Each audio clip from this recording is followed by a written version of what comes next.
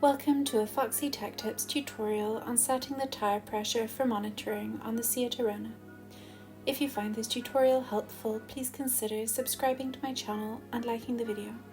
When the tyres are at the correct pressure, you can set the car to monitor them and alert you if there is a loss of pressure.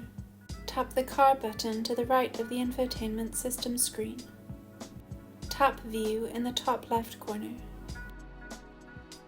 Choose Vehicle Status from the options. Then tap Next in the bottom right corner. Make sure that all the tyres are at the correct pressure.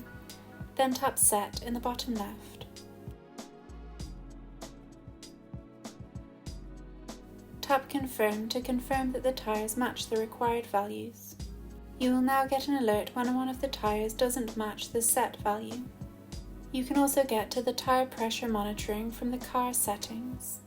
Tap Car in the top right, then tap Settings at the bottom of the page. Choose Tyres from the options. Tap Set under the Tyre Pressure Loss Indicator heading. Then tap Confirm to confirm that all 4 tyres match the required values. You will now get an alert when one of the tyres doesn't match the set value. And that draws an end to this tutorial.